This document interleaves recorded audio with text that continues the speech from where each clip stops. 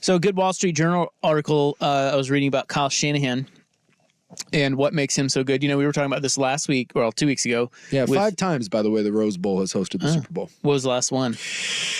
Guys played there in 1980, 83, 87, and 93. Who played in 93? I think that was the Cowboys. I think the Cowboys won. The Cowboys won one of their. I remember that. Bills. One of the Cowboys Bills. They beat Super the Steelers Bowls. there. That was the one. Steelers? I thought it was the one that Larry Brown picked off Neil O'Donnell a couple times and ran him back. That was at the Rose Bowl. I thought so. I do remember the Cowboys winning a Super Bowl at the Rose Bowl. I remember the championship video of like Aikman running around out there because he was a UCLA guy and.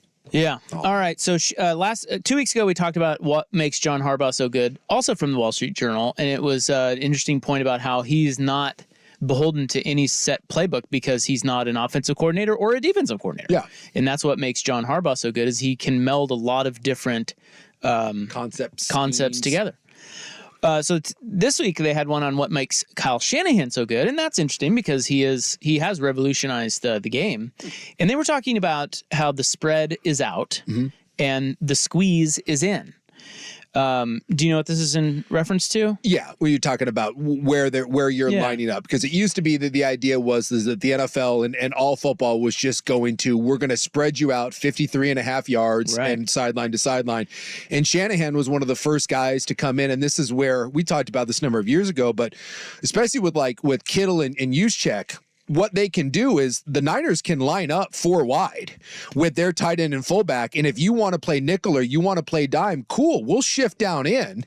And all of a sudden, now we're in heavy. We can take Debo, we can take Kittle, and we can take Juszczyk, and who went 4 wide. And now we're playing in a phone booth, the squeeze.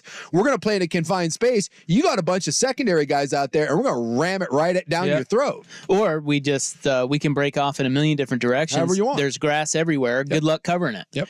So the numbers on this are pretty interesting. So the spread, when you hear about spread concepts, they're talking about 30 yards between the widest players. Yeah. So the guy furthest out to the left, guy furthest out to the right, there's 30 yards in between them. The squeeze is 23 yards or less between the 2 widest players. Yeah.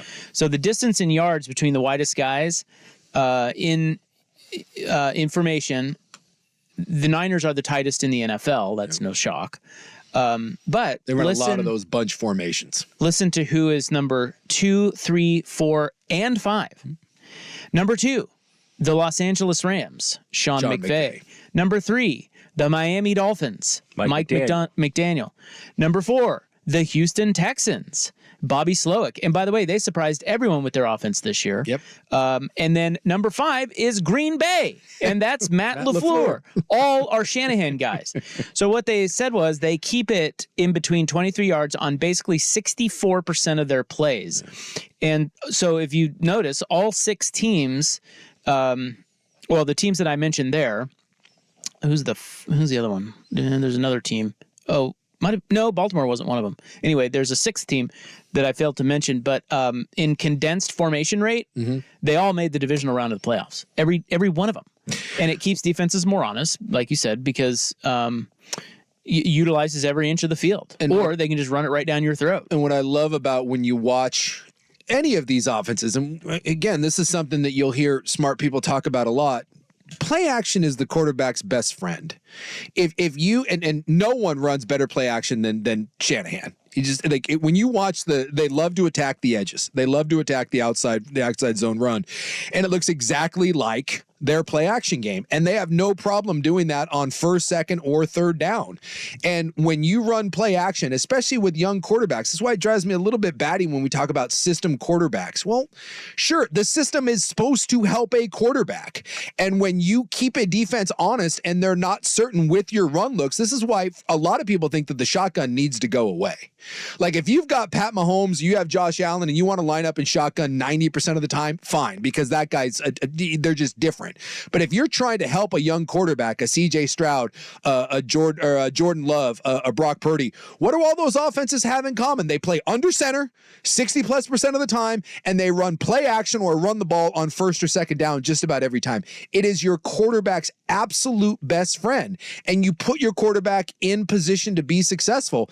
And when Shanahan runs all these little bunch formations, like you said, when they get in tight there, you don't know what is run off of that. Like, you listen to players that have played in Shanahan systems, and they'll tell you they do almost a 60% install every single week. 60% of their playbook is going in every single week. You never know. And they can line up in bunch formations, and out of that, you can run so many different looks out of the same formation because of the way they've lined up, and that's what makes it hard for defenses to guess. I can't even imagine. And also, too, that Shanahan doesn't just do the old adage, obviously, in football with offense, and this is why you see a lot of shifts and motions, is you're trying to attack a certain area of the defense, right?